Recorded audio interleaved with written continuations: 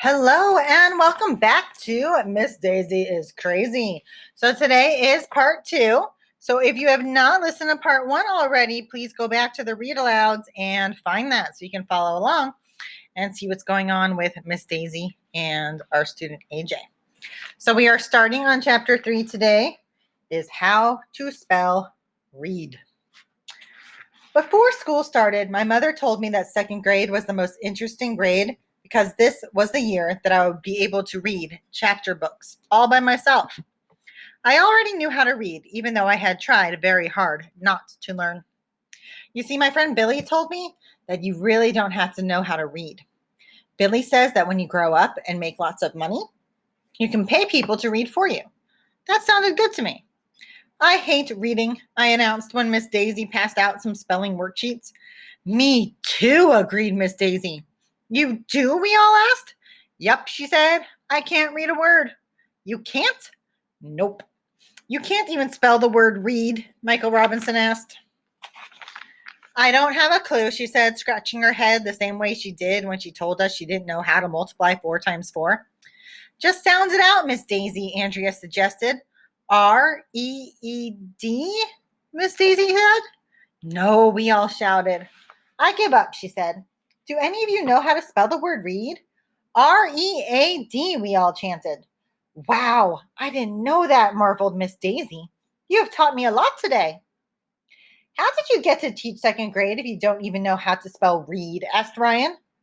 Well, I figured that second graders didn't know how to spell very well, so it wouldn't matter whether or not I could spell. I know how to spell lots of hard words, Andrea Young announced. Me too, everybody else said. Although this is actually really a word used with musical instruments, those of you who play. Really, Miss Daisy said. Like what? Everybody started shouting out words and how to spell them. But Miss Daisy stopped us and made us take turns. She had each of us go up to the chalkboard and write 3 words we knew. I wrote tonight, writing, and McDonald's. By the time we were done, the whole chalkboard was filled with words. There wasn't even any room left for more. Wow, Miss Daisy said. You kids have taught me so much this morning. I'm really glad I decided to become a teacher. Chapter 4. Miss Daisy is Crazy. So it's our title. In the lunchroom, I opened my lunchbox and saw that my mom had packed me a peanut butter and jelly sandwich. I traded it with Michael Robinson for his potato chips. Everybody was talking about Miss Daisy. Miss Daisy is crazy, Ryan said. She's the weirdest teacher I ever had, said Emily. She can't read, she can't write, and she can't even do arithmetic. What kind of a teacher is that? A bad one, I said. Hey, I just thought of something. Michael Robinson was able to say, even though his mouth was filled with peanut butter. Do you think that maybe Miss Daisy isn't really a teacher at all? What do you mean? Ryan asked. Maybe she's an imposter, said Andrea. An imposter? What's that? I asked. Somebody who imposts? No, silly. An imposter is somebody who pretends to be somebody else, Andrea explained. She might be a fake teacher.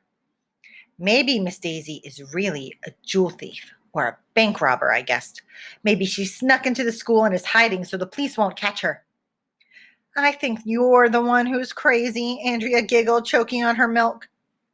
But what if Miss Daisy was a bank robber? Or she could be a horse thief or a cattle rustler or somebody who parks where there's a yellow line on the curb. My head was starting to fill with all kinds of awful things Miss Daisy could be. Maybe Miss Daisy kidnapped our real teacher and is holding her for ransom, I suggested. Wow, you think so? Emily asked, looking all scared. What's ransom? Asked Ryan. My mom tells me I'm handsome, Michael Robinson claimed. Not handsome, ransom, said Andrea. I don't know what it is, but whenever somebody is kidnapped, they get held for it. In cartoons, people get kidnapped are always tied up to railroad tracks, I reminded everybody. Maybe our real teacher is tied up to some railroad tracks right now. We've got to save her, said Emily. She went running out of the lunchroom. Wait a minute, said Michael Robinson. That doesn't make any sense. If Miss Daisy can't even read or do arithmetic, how is she going to be able to kidnap a teacher and tie her to railroad tracks. She doesn't look like a kidnapper to me, Ryan said.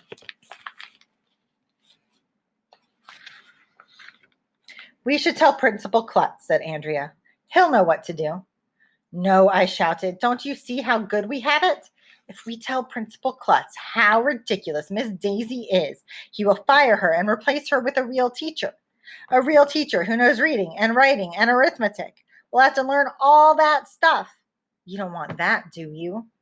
No way, said Michael Robinson. I don't care if she is an imposter or a bank robber or a kidnapper, I said. I like her. I say we keep her. Me too, Michael Robinson agreed. I think she's cool. Okay, let's not tell anybody, I said. It will be our little secret. We all agreed. Our lips would be sealed, but not sealed with glue or anything. That would be gross. All right, our last chapter of the day, chapter 5, the most genius idea. After lunch, we had recess, which means we get to go in the playground and run around. Miss Daisy said we needed to burn off energy. Now, this is more my style, I announced when we got outside. I made a beeline for the monkey bars. Then me and some other kids hit the swings. After that, all the boys had a contest to see who could spin around in circles the longest without throwing up. Michael Robinson won. Then we all sat down on the grass. Even though Miss Daisy was pretty cool, we all agreed that we hated school. We made a promise to one another that we would hate school forever. And if we ever changed our minds and decided that we liked school, that's when Ryan came up with the most genius idea in the history of the world. This was his idea. We should buy the school. Ryan told us that his father worked for this big company and that once his father's company bought some other company, just like you would go into a store and buy a candy bar. Ryan said it happens all the time. He said he didn't see any reason why we couldn't buy the school just like that. If we bought the school, what would we do with it? Michael Robinson asked. We can't do anything we want with it. We'd own it. Could we turn it into a video game? There's a playground with the swings. Could we turn it into a video game arcade? I asked. Sure, why not? Instead of teaching reading and writing and arithmetic, we could teach kids how to play video games. And we could ride skateboards in the hallways? Asked Michael Robinson. Sure we could, Ryan said, if we owned it. I got all excited because if there's one thing I like to do almost as much as playing football, it's playing video games. Video game elementary. Oh, and riding skateboards. I started emptying out my pockets. I had a nickel, 3 pennies, and a lifesaver. The other boys emptied their pockets too. We separated all the pennies, nickels, and dimes into little piles.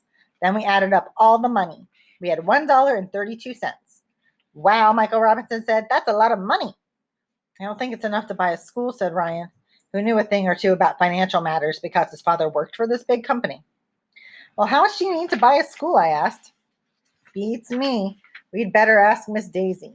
We all rushed inside after recess and asked Miss Daisy how much it would cost to buy the school.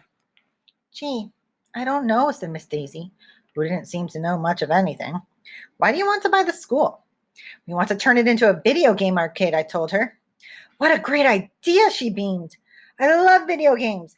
There are so many schools and so few video game arcades. It makes perfect sense to turn some of those schools into video game arcades. I'll arrange a meeting with Mr. Klutz tomorrow so we can ask him if we can buy the school. But right now, we have to go to Mrs. Cooney's office.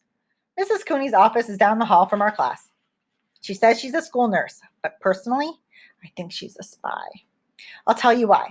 There's this big poster on her wall that says this.